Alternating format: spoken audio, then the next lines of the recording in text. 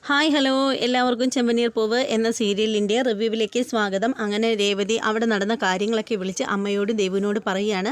അതിനുശേഷം രേവതി പറയുകയാണ്, സുധിക്ക് ആലോചിച്ച പെണ്ണാണ്. സാധാരണ എല്ലാവരും പെണ്ണ് കാണാനായിട്ട് ചെറുക്കം കൂട്ടരാണ് പെണ്ണിൻ്റെ വീട്ടിലേക്ക് പോകുന്നത്. ഈ പെണ്ണാണ് ഇവിടേക്ക് വന്നത്. ഇതിൽ എന്തൊക്കെയോ ചുറ്റിത്തരങ്ങളൊക്കെ ഉണ്ട് എന്നിങ്ങനെ രേവതി പറയുകയാണ്. അപ്പോൾ അമ്മ ചോദിക്കുകയാണ്, മോളെ പെൺകുട്ടിയുടെ വീട്ടിൽ വേറെ ആരും ഇല്ലേ എന്നിങ്ങനെ ചോദിക്കുകയാണ്. അപ്പോൾ രേവതി പറയുകയാണ്, ഓ അവൾക്കൊരു ഡാഡി ഉണ്ടെന്നും അത് സിംഗപ്പൂരോ മലേഷ്യയിലോ എവിടെയാണെന്നൊക്കെയാണ് പറയുന്നത്. പക്ഷേ അതിൽ എന്തൊക്കെയോ കള്ളത്തരങ്ങളുണ്ടെന്ന് എനിക്ക് കണ്ടപ്പോൾ തന്നെ തോന്നി. കാരണം അവിടുത്തെ അച്ഛൻ്റെ നമ്പറും കാര്യങ്ങളും, അതായത് ആ പെണ്ണിൻ്റെ ഡാഡിയുടെ നമ്പറും കാര്യങ്ങളൊക്കെ ചോദിച്ചപ്പോൾ അവൾ നിന്ന് പരുങ്ങുന്നത് ഞാൻ ശ്രദ്ധിച്ചു എന്നിങ്ങനെ പറയുകയാണ്. അപ്പോൾ അമ്മ പറയണ, മോളെ അതെന്തെങ്കിലും ആവട്ടെ, നീ അതിലൊന്നും ഇടപെടണ്ട എന്നിങ്ങനെ പറയുകയാണ്. അപ്പോൾ രേവതി പറയണേ, എന്നാലും അവളെ മോന്തക്കിട്ട് രണ്ടെണ്ണം കൊടുക്കാനാണ് എനിക്ക് തോന്നിയത്. ഞാനത് ചെയ്തേനെ. അധികം കുറച്ച് നേരം കൂടി ഞാൻ അവിടെ നിന്നിരുന്നെങ്കിൽ. അവൾ എന്നെ വന്നപ്പോഴേ വേലക്കാരിയാക്കാനായിട്ടാണ് ശ്രമിച്ചത്. ഞാൻ ആ വേലക്കാരിയാണ് പോലും എന്നിങ്ങനെയാണ് അവൾ പറഞ്ഞതെന്ന് പറയുമ്പോൾ ദേവ് പറയാണ്, ആ ചേച്ചി നല്ല രണ്ടെണ്ണം പറയണമായിരുന്നു. തുടക്കത്തിൽ ഇത് മുളയിലെ നുള്ളിയില്ലെങ്കിലുണ്ടല്ലോ, ഇത് അവസാനം ചേച്ചിക്ക് നല്ല തലവേദനയാവും. ഒടുവിൽ ചേച്ചി അവളുടെ എല്ലാം ശാസനയും അവൾ പറയുന്നതെല്ലാം കേട്ട് നിൽക്കേണ്ടി വരും എന്നിങ്ങനെ പറയണം. അപ്പോൾ രേവതി പറയണം, ഓ പിന്നെ എന്നെ അതിന് കിട്ടിയണക്ക് എന്നെ എന്നിങ്ങനെ പറയുമ്പോൾ അമ്മ പറയണേ, നിർത്ത് ദേവു, നീ എന്താ ഈ പറയുന്നത്? എരുതിയിൽ എണ്ണ ഒഴിക്കാൻ നിൽക്കുകയാണോ നീ എന്നും പറഞ്ഞിട്ട് ദേവുവിനെ അമ്മ ശാസിക്കുകയാണ്. അപ്പോൾ ഇവരിങ്ങനെ സംസാരിച്ചുകൊണ്ട് നിൽക്കുമ്പോഴത്തേക്ക് രേവതി ഇങ്ങനെ നോക്കുമ്പോഴത്തേക്കിന് സച്ചി വരികയാണ്. അപ്പോൾ അതിന് തൊട്ട് മുമ്പായിട്ട് രേവതി പറയണം, ആ അമ്മേ, ഇവിടെ അമ്മയും മോനും തമ്മിലുണ്ടല്ലോ, തറയിലൊന്നും അല്ല, രണ്ടുപേരും ഭയങ്കര സന്തോഷത്തിലാണ്. എനിക്കാണെങ്കിൽ ഇത് കാണുമ്പോൾ ദേഷ്യം വരിക ചെയ്യുന്നത്. അപ്പോൾ അമ്മ ചോദിക്കുന്നു, മോളെ അതിന് നിനക്കെന്താ? അവരെന്തോ ആവട്ടെ, നീ അതിലൊന്നും തലയിടാനായിട്ട് നിൽക്കേണ്ട. അല്ല ആ പെൺകുട്ടിക്ക് അറിയാമോ സുധിയുടെ കഴിഞ്ഞ കാര്യങ്ങളൊക്കെ എന്നിങ്ങനെ ചോദിക്കണം. അപ്പോൾ രേവതി പറയണം, ആ എനിക്കറിയത്തില്ലമ്മേ, അറിയാൻ ഒരു വഴിയില്ല. അറിയാവുന്ന ആരെങ്കിലും ഈ വഴിക്ക് വരുമോ? അത് വല്ലതും അറിഞ്ഞാൽ എന്നിങ്ങനെ പറയുകയാണ്. അപ്പോൾ എന്നിട്ട് നമ്മുടെ രേവതി പറയുകയാണ്, ആ എന്തായാലും അമ്മയുടെ മോൻ്റെ ഓരോരോ പ്രഹസനങ്ങളും കാര്യങ്ങളും കാണുമ്പോഴേ എനിക്ക് ചിരി വരുന്നു. ആ പെണ്ണുണ്ടല്ലോ, ആ ആളിൻ്റെ കണക്ക് എന്നെ തരികിടയാവാനാണ് വഴിയെന്നാണ് എനിക്ക് തോന്നുന്നത് എന്നിങ്ങനെ പറഞ്ഞിട്ട് നോക്കുമ്പോഴത്തേക്ക് സുധിയല്ല നമ്മുടെ സച്ചിയെ കാണുകയാണ്. സച്ചി ഇങ്ങനെ അന്തം വിട്ടിരിക്കുകയാണ്. അപ്പോൾ തന്നെ അമ്മയെ ഞാൻ പിന്നെ വിളിക്കാമെന്ന് പറഞ്ഞിട്ട് ഫോൺ കട്ട് ചെയ്യുകയാണ്. അപ്പോൾ സച്ചി ചോദിക്കണം, ആരോടായിരുന്നു? കുറേ നേരം കൊണ്ടേ കത്തി വയ്ക്കുകയായിരുന്നല്ലോ. എന്തായാലും പരദൂഷണമാണെന്ന് എനിക്ക് മനസ്സിലായി എന്നിങ്ങനെ പറയുകയാണ്. എപ്പോൾ ഇങ്ങോട്ട് വന്നു? കുറേ നേരം ആയോ വന്നിട്ട് എന്നിങ്ങനെ രേവതി ചോദിക്കുകയാണ്. അപ്പോൾ സച്ചി പറയണേ, ഏയ് കുറേ നേരമൊന്നും ആയില്ല, നീ പരദൂഷണം പകുതി ആയപ്പോഴത്തേക്കും ഞാനിവിടെ എത്തി, ഞാനിവിടെ തന്നെ നിൽപ്പുണ്ടായിരുന്നു എന്നിങ്ങനെ പറയുകയാണ്. അപ്പോൾ രേവതി പറയുകയാണ്, ഞാനതിന് പരദൂഷണമൊന്നും പറഞ്ഞില്ലല്ലോ, ഞാൻ സത്യമല്ലേ പറഞ്ഞത്. കൊള്ളാം. ഇങ്ങനെ പറയുന്ന സത്യത്തിനാ പരദൂഷണം എന്ന് പറയുന്നത്. നമ്മൾ ഒരാളെ പറ്റി മറ്റൊരാളോട് ദുഷിക്കുന്നതിന് പരദൂഷണം എന്ന് തന്നെയാണ് പറയുന്നത്. ഞാൻ ദുഷിച്ചതൊന്നും അല്ല, ഞാൻ സത്യം തന്നെയാണ് പറഞ്ഞത്. എന്തായിരുന്നു കാര്യം എന്താണെന്ന് വെച്ചാൽ കേൾക്കട്ടെ എന്നിങ്ങനെ പറഞ്ഞിട്ട് സച്ചി അവിടെ ഇരിക്കുകയാണ്. അപ്പോൾ രേവതി പറയുകയാണ്, ഇല്ല ഞാനൊന്നും പറഞ്ഞിരുന്നില്ല. ഞാൻ എന്തെങ്കിലും പറഞ്ഞാലുണ്ടല്ലോ അത് ഉടനെ പരദൂഷണമാവും. ഇനി ഞാൻ നിങ്ങളോട് പറഞ്ഞാലും അത് പരദൂഷണം തന്നെയല്ലേ എന്നിങ്ങനെ ചോദിക്കുകയാണ്. അപ്പോൾ സച്ചി പറയുകയാണ്, എന്താണെന്ന് പറ, അറിഞ്ഞിട്ട് എനിക്ക് ചില കാര്യങ്ങളൊക്കെ അങ്ങോട്ട് പറയാൻ വേണ്ടിയിട്ടാണ് എന്നിങ്ങനെ പറയുകയാണ്. അപ്പോൾ രേവതി പറയാണ്, അപ്പോൾ നിങ്ങൾ ആണുങ്ങൾക്ക് പരദൂഷണം കേൾക്കാനും താല്പര്യം ഉണ്ടായിട്ടല്ലേ എന്നിങ്ങനെ പറയുകയാണ്. അപ്പോൾ സച്ചി പറയുകയാണ്, ആ പെണ്ണുങ്ങളെത്രയും പരദൂഷണമൊന്നും ആണുങ്ങൾ പറയത്തില്ല. ഞാനേ നമ്മൾ ഡ്രൈവർമാർക്കുണ്ടല്ലോ ഒരു പ്രത്യേക കഴിവുണ്ട്. നമ്മൾ പല തരത്തിലുള്ള ആളുകളെയും കൊണ്ട് ഏത് നേരവും ഇങ്ങനെ യാത്ര ചെയ്യുന്നതാണ്. അതുകൊണ്ട് നമുക്ക് എല്ലാ കാര്യങ്ങളും ഓരോരുത്തരുടെ സ്വഭാവങ്ങളും കാര്യങ്ങളും, പെണ്ണുങ്ങൾ എങ്ങനെയാണ്, ആണുങ്ങൾ എങ്ങനെയാണ്, കുട്ടികൾ എങ്ങനെയാണ്, അങ്ങനെയുള്ള എല്ലാ കാര്യങ്ങളും നമുക്ക് ക്ലിയറായിട്ട് അറിയാൻ പറ്റും. പലതവണ ശരിക്കും പറഞ്ഞാൽ വണ്ടി ഓടിച്ചുകൊണ്ടിരിക്കുമ്പോഴുണ്ടല്ലോ വണ്ടിയിൽ നിന്ന് ഇറങ്ങി ഓടാനായിട്ട് തുടങ്ങും. ചില പെണ്ണുങ്ങളുണ്ടല്ലോ വണ്ടിയിൽ കയറി കഴിഞ്ഞാൽ അവരുടെ ലവറുമായിട്ട് ഇരുന്ന് സംസാരിക്കുന്ന കേട്ടാലുണ്ടല്ലോ ചെവി മരവിച്ച് പോവും. ആ രീതിയിലാണ് സംസാരിക്കുന്നത്. പിന്നെ എന്ത് ചെയ്യാൻ പറ്റും, ഇരുന്ന് കേട്ടുകൊടുത്തല്ലേ പറയത്തുള്ളൂ. പിന്നെ ചില പെണ്ണുങ്ങളങ്ങോട്ട് വണ്ടി കയറിയാലുണ്ടല്ലേ വളാന്ന് പറഞ്ഞ് സംസാരിക്കുക. അമ്മായിയമ്മയുടെ കുറ്റവും അമ്മാവൻ്റെ കുറ്റവും നാത്തുമാരുടെ കുറ്റവും എന്തിന് കൂടുതൽ പറയുന്നത്. കടുക് വറുക്കാൻ നേരത്ത് അതിലൊഴിക്കുന്ന എണ്ണയുടെ അളവ് വരെ വിളിച്ച് പറയും എന്നൊക്കെ പറഞ്ഞിട്ട് ഇങ്ങനെ സംസാരിക്കുകയാണ്. അപ്പോൾ രേവതി ചോദിക്കുന്നത്, അയ്യേ നിങ്ങൾ ഇങ്ങനത്തെ ഒരു മനുഷ്യനായിപ്പോയല്ലോ, മറ്റുള്ളവർ സംസാരിക്കുന്നത് ശ്രദ്ധിക്കുന്നതാണോ നിങ്ങളുടെ പണി എന്നിങ്ങനെ പറയുകയാണ്. അപ്പോൾ സച്ചി പറയാണ്, അത് ഇഷ്ടമുണ്ടായിട്ടൊന്നും അല്ല, പക്ഷേ ഒരാൾ വണ്ടി ഓട്ടം വിളിക്കുമ്പോഴത്തേക്ക് അവർ സംസാരിച്ചെന്നും പറഞ്ഞ് പകുതി വഴിക്ക് ഇറക്കി വിട്ടാലുണ്ടല്ലോ പിന്നീട് ആരും ഓട്ടം വിളിക്കില്ല. സഹിച്ചിരുന്നല്ലേ പറ്റൂ. പിന്നെ ചെവി ഈശ്വരൻ തന്നതുകൊണ്ട് ഇതൊന്നും കേൾക്കാതിരിക്കാൻ പറ്റില്ലല്ലോ എന്നിങ്ങനെ പറയുകയാണ്. എന്നിട്ട് സച്ചി പറയണം, അല്ല നീ പറഞ്ഞുകൊണ്ടിരുന്ന കാര്യം പറ. അത് ഇന്നിവിടെ ഒരുത്തി വന്നിട്ടുണ്ടായിരുന്നു. ഇവിടുത്തെ ഇവിടുത്തെ നിങ്ങളുടെ മൂത്ത ആളുണ്ടല്ലോ, അയാൾക്ക് വേണ്ടിയിട്ട് ഇവിടുത്തെ അമ്മ കൊണ്ടുവന്ന ആലോചനയാണ്. ആ പെണ്ണ് ഇവിടെ വന്നിട്ടുണ്ടായിരുന്നു എന്ന് പറയാണ്. പെണ്ണ് ഇവിടെ വന്നു? അതേന്നേ, പെണ്ണ് ഇവിടെ വന്നു. ആ പെണ്ണ് എന്നെ കണ്ടോടനെ ചോദിക്കുകയാണ്, ഞാൻ ഈ വീട്ടിലെ വേലക്കാരിയാണോ എന്ന്. എന്തൊരു ദേഷ്യവും ശാഠ്യത്തിലാണ് അവൾ ചോദിച്ചതെന്നറിയാമോ എന്നിങ്ങനെ പറയുകയാണ്. അപ്പോൾ സച്ചി പറയണം, ഇനി ബാക്കി കാര്യം പറയട്ടെ, വന്നിട്ട് എന്തരായി എന്ന് പറയുന്നത്. അവളുടെ അച്ഛൻ മലേഷ്യയിലോ സിംഗപ്പൂരിലോ എവിടെയൊക്കെ ആണെന്നാണ് പറഞ്ഞത്. പക്ഷേ അവൾ മാത്രമായിട്ടായിരുന്നു ഇവിടെ ഭാമാൻ്റെയുടെ കൂടെ വന്നിട്ടുണ്ടായിരുന്നത്. എനിക്കെന്തോ അവളെ കണ്ടപ്പോഴത്തേക്ക് എന്തൊക്കെയോ ചുറ്റിക്കളികളുണ്ടെന്ന് എനിക്ക് തോന്നുന്നു എന്നിങ്ങനെ പറയണം. അപ്പോൾ സച്ചി പറയണ്, ബാക്കി കൂടി പോരട്ടെ എന്നിങ്ങനെ പറയുമ്പോൾ രേവതി പറയണ, കുറേ നേരം ആയല്ലോ പറയുന്നത്, അവൾ എന്നെ വേലക്കാരിയെന്ന് വിളിച്ചെന്ന് ഞാൻ പറഞ്ഞിട്ട് നിങ്ങൾക്കതിലൊന്നും ഒന്നുമില്ലേ എന്നിങ്ങനെ ചോദിക്കണം. നിങ്ങൾക്കൊന്നും പറയാനില്ലേ എന്ന് ചോദിക്കണം. അപ്പോൾ ഉടനെ സച്ചി പറയണം, അത് വേലക്കാരിയെന്ന് വിളിച്ചെങ്കിൽ നീ അത് തിരിച്ച് പറയണം. അതിനൊക്കെ ഞാനെന്ത് പറയാനാണ്? അത് നിങ്ങൾ പെണ്ണുങ്ങളും തമ്മിലുള്ള കാര്യമാണ്. അതിൽ ആണുങ്ങൾ ഇടപെടുന്നത് ശരിയല്ല. നിനക്കെന്തെങ്കിലും പറയാൻ തോന്നുന്നുണ്ടെങ്കിൽ നീ വിളിച്ച് പറഞ്ഞേരെ, ഒരു പ്രശ്നവുമില്ല എന്നിങ്ങനെ പറയുകയാണ്. അപ്പോൾ രേവതി ഇങ്ങനെ ഇരിക്കുകയാണ്. ബാക്കി കാര്യങ്ങൾ പറ എന്നിങ്ങനെ പറയണം. അപ്പോൾ രേവതി പറയണം, ബാക്കിയൊന്നും പറയാനില്ല, അവളെ കണ്ടിട്ട് എനിക്ക് അത്ര ക്ലിയർ ആയിട്ടൊന്നും എനിക്ക് തോന്നുന്നില്ല. ഞാൻ പറഞ്ഞില്ലേ, അച്ഛൻ അവളുടെ ഡാഡിയുടെ നമ്പറും കാര്യങ്ങളൊക്കെ ചോദിച്ചപ്പോൾ അച്ഛൻ നിന്ന് നന്നായിട്ട് പരുങ്ങുന്നുണ്ടായിരുന്നു. പിന്നീട് അമ്മ അതിനെക്കുറിച്ച് കൂടുതൽ സംസാരിക്കാനോ എടുക്കാനോ ഒന്നും സമ്മതിച്ചില്ല. ഇതും എന്താവുമെന്നൊന്നും അറിയില്ല എന്ന് പറയുമ്പോൾ സച്ചി പറയണം, അവൻ അങ്ങനെ വരുള്ളൂ. ചന്ദ്രമതി അമ്മയ്ക്കും അത് വളരെ അത്യാവശ്യമാണ്. എന്തായാലേ അവനെ കണക്കൊരു ഫ്രോഡിനെ അല്ലാതെ വേറൊരു നല്ല പെൺകുട്ടിയെ കിട്ടുക, അവനേക്കാളും തരികിടയായിരിക്കും അവൾ എന്നിങ്ങനെ പറയുകയാണ് സച്ചി. അതിനുശേഷം സച്ചി പറയണം, എന്തായാലും കള്ളന് കഞ്ഞി വെച്ചവനാ അവൻ. ആ കള്ളന് കഞ്ഞി വയ്ക്കാൻ വന്നവൾ ഏത് തരക്കാരിയാണെന്നൊക്കെ ഊഹിക്കാൻ പറ്റുന്നതേ ഉള്ളൂ. എന്തായാലും പോകട്ടെ, പോകെ നമുക്ക് മനസ്സിലാക്കാം, അവളെ ഒന്ന് കാണണം. പിന്നെ ഞാൻ ഈ കാര്യം പറഞ്ഞത് എന്താണെന്നറിയുമോ, നിന്നോട് പറഞ്ഞത്, ഞാൻ ഇന്നൊരു ഓട്ടം വന്നിട്ട് ഞാനിങ്ങനെ നിൽക്കുന്ന സമയത്ത് അവനും അവളും കൂടി ഒരു റെസ്റ്റോറൻറ്റിൻ്റെ മുമ്പിൽ കൂടി ഇങ്ങനെ ഇറങ്ങി വരുന്നത് കണ്ടു. ഈ പറയുന്ന പെണ്ണ് ഒരു പച്ച കളറിലുള്ള ഒരു ചുരിദാറാണോ ഇട്ടിരുന്നത്, ഇളം പച്ച കളർ? അപ്പോൾ രേവതി പറയണം, ആണ് എന്ന് പറയണം. എന്നാൽ ഞാൻ കണ്ടതും അവളെ തന്നെയാണ്, പക്ഷേ മുഖം ഞാൻ കണ്ടില്ല. കാരണം ഞാൻ അന്നേരം നോക്കുമ്പോഴത്തേക്ക് അവളങ്ങ് മാറിപ്പോയിരുന്നു. ഡ്രസ്സും പാറിപ്പറന്ന തലമുടിയും മാത്രമേ കണ്ടുള്ളൂ. അതൊക്കെ തന്നെയെന്ന് നോക്കുമ്പോൾ രേവതി പറയണം, അത് തന്നെ എന്നിങ്ങനെ പറയുകയാണ്. അപ്പോൾ സച്ചി പറയണം, വരട്ടെ, കാണണം, കാത്തിരുന്ന് എന്നെ കാണാം എന്ന് ഇങ്ങനെ പറയുകയാണ്. അതേ സമയത്ത് നമ്മുടെ താഴെ ഡൈനിങ് ടേബിളിൻ്റെ മുന്നിൽ നമ്മുടെ അച്ഛനും അമ്മയും ഒക്കെ ഉണ്ട്. ചന്ദ്രമതിയൊക്കെ ആയിട്ട് ഈ കാര്യങ്ങൾ സച്ചിയുടെയൊക്കെ സച്ചിയുടെ അല്ല, സുധിയെപ്പറ്റി സംസാരിക്കുകയാണ്. അങ്ങനെ സംസാരിച്ചുകൊണ്ടിരിക്കുമ്പോഴത്തേക്ക് അങ്ങോട്ടേക്ക് വരികയാണ് നമ്മുടെ രേവതിയും സച്ചിയും കൂടെ അങ്ങോട്ടേക്ക് വരികയാണ്. വന്നിട്ട് നമ്മുടെ സച്ചി വന്ന ഉടനെ അവിടെ ഇരിക്കുകയാണ്. അച്ഛൻ്റെ അടുത്തേക്ക് ഒരു കസേര വലിച്ചിട്ടിരിക്കുകയാണ്. അപ്പോൾ ചന്ദ്രമതി ഉണ്ട്, രേവതി തൊട്ടടുത്ത് വന്ന് നിൽക്കുകയാണ്. അപ്പോൾ ചന്ദ്രമതി പറയണം, എല്ലാം ഓതി കൊടുത്തിട്ട് കൊണ്ടുവന്നിരിക്കുകയായിരിക്കും വള്ളി പുള്ളി തെറ്റാതെ. പണ്ടൊക്കെ ഇവൻ വീട്ടിൽ വന്നാലുണ്ടല്ലോ തലയും കുത്തി എവിടെയെങ്കിലും കിടക്കും. ഇപ്പോൾ ഉണ്ടല്ലോ, കല്യാണം കഴിഞ്ഞതിന് ശേഷം ഇവൻ വരുമ്പോഴുണ്ടല്ലോ ഇവന് കണി കാണാൻ പോലും കിട്ടില്ല. ഇവൻ നേരെ മേലോട്ടാണ് കയറിപ്പോണത്. അവിടെ ചെന്ന് ഇവള് പറഞ്ഞു കൊടുക്കുന്ന നോണയും തലയണ മന്ത്രവും എല്ലാം കേട്ടിട്ടാണ് ഇവൻ താഴോട്ട് ഇറങ്ങി വരുന്നത് എന്നിങ്ങനെ പറയുകയാണ്.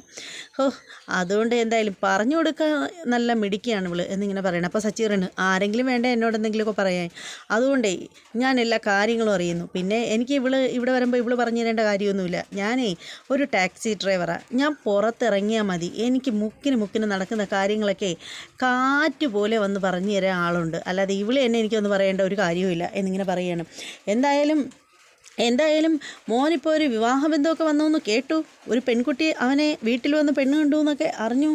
പക്ഷേ എന്തൊക്കെ തന്നെയാണെങ്കിലും ഉണ്ടല്ലോ, ഈ കല്യാണം നടക്കണമെന്നൊന്നുമില്ല. ഇപ്പോൾ പെണ്ണ് വന്ന് കണ്ടു, ചിലപ്പോൾ പെണ്ണിനെ ഇഷ്ടപ്പെട്ടായിരിക്കും. പക്ഷേ ഈ കല്യാണം നടക്കണമെങ്കിലേ സച്ചി കനിയണം എന്നിങ്ങനെ പറയുകയാണ്. അപ്പോൾ ചന്ദ്രമതി ചോദിക്കണം, അതിന് നിൻ്റെ കനിവിൻ്റെ ആവശ്യം എന്താണ്?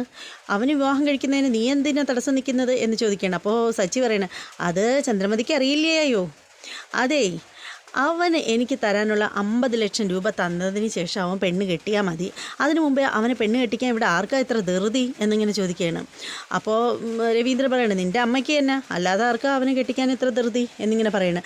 അപ്പോൾ ചന്ദ്രമതി പറയണം, അല്ലെങ്കിൽ എൻ്റെ കുഞ്ഞിന് നല്ല നല്ല കാര്യങ്ങളൊന്നും വരുന്നത് നിങ്ങൾക്ക് ആർക്കും ഇഷ്ടമല്ല എന്നിങ്ങനെ പറയുകയാണ്. അപ്പോൾ സച്ചി ചോദിക്കുകയാണ്, ഈ നല്ല കുഞ്ഞെന്ന് പറയുന്നവന് എന്ത് നന്മയാണ് ഉള്ളത്?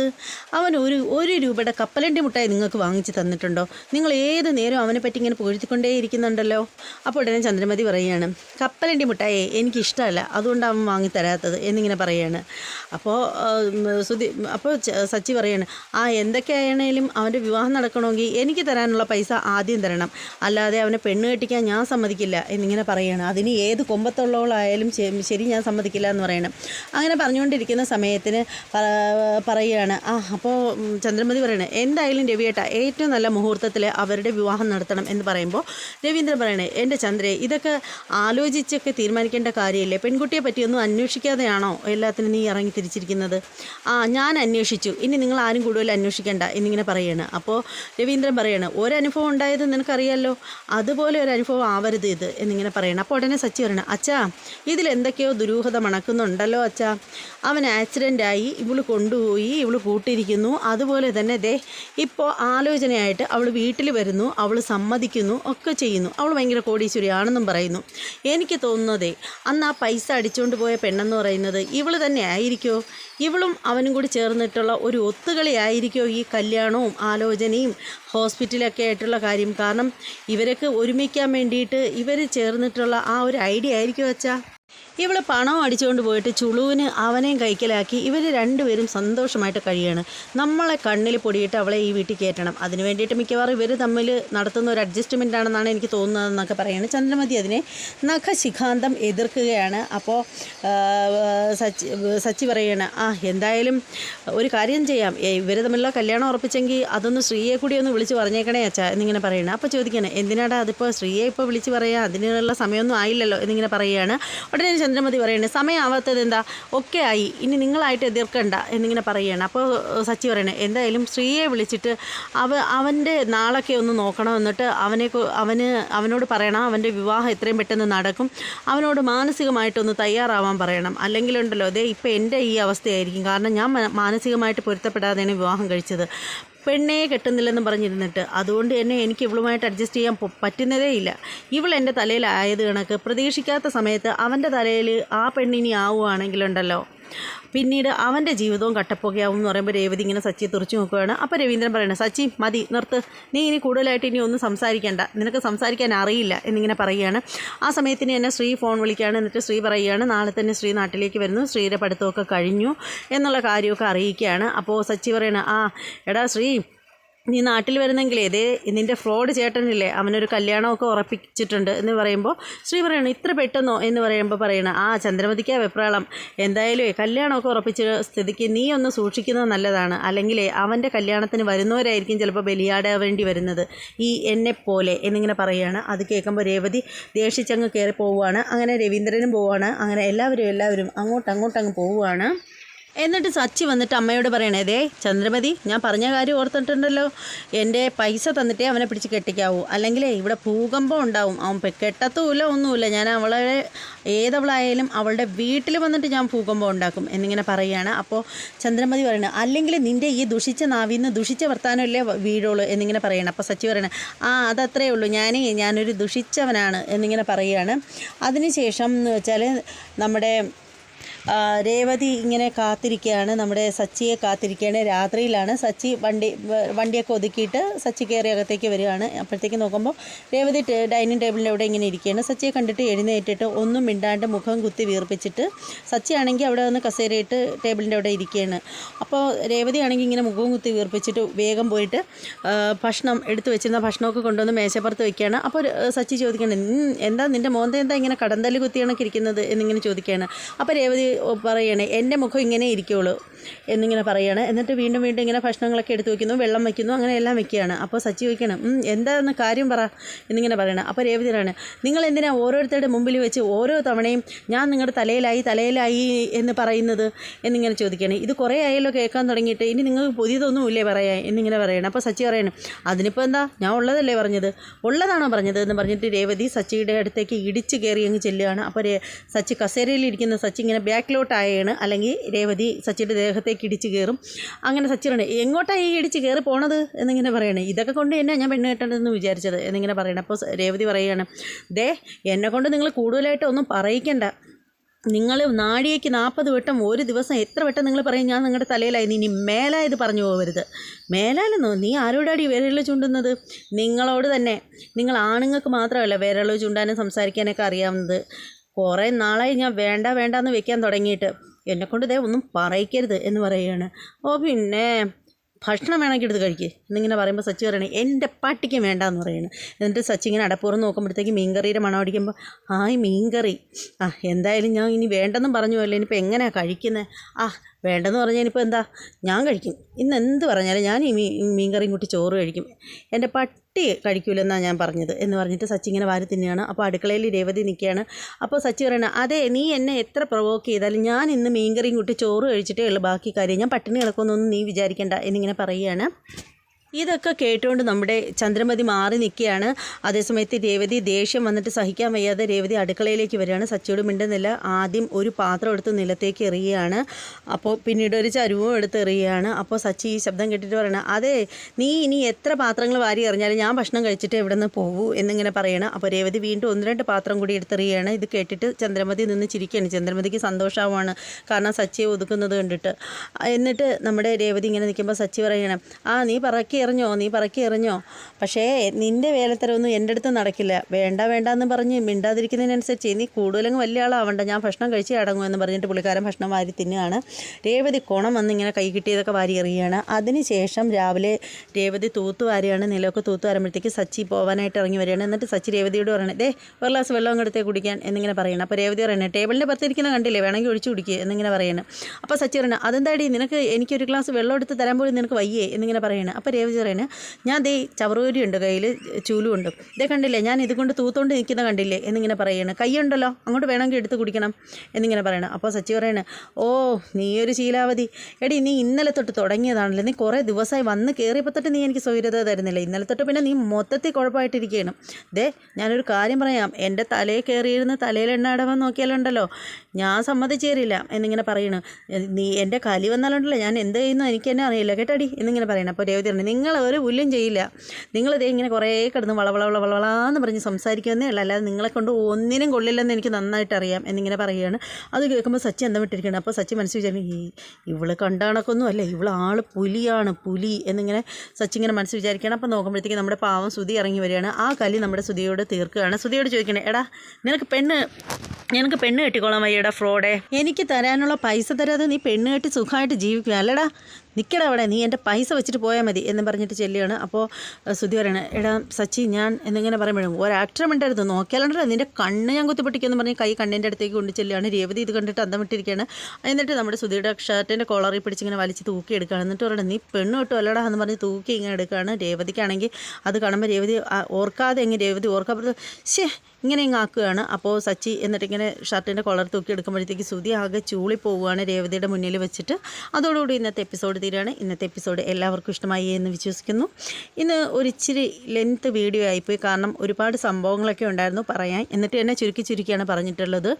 ഈ വീഡിയോ ഇഷ്ടമാവുകയാണെങ്കിൽ തീർച്ചയായും നിങ്ങൾ എൻ്റെ ചാനലൊന്ന് സബ്സ്ക്രൈബ് ചെയ്ത് ബെല്ലൈക്കൺ കൂടി പ്രസ് ചെയ്തേക്കണം. അതുപോലെ നിങ്ങൾക്ക് അഭിപ്രായങ്ങളും നിർദ്ദേശങ്ങളും എല്ലാം കമൻറ്റ് ചെയ്തേക്കണം. വീഡിയോ ഇഷ്ടപ്പെടുവാണെങ്കിൽ ലൈക്ക് ചെയ്തേക്കണം. ഇനി മറ്റൊരു എപ്പിസോഡിൻ്റെ ഒരു അടിപൊളി റിവ്യൂമായിട്ട് വരുന്നതായിരിക്കും. അതുവരെ എല്ലാവർക്കും ബൈ.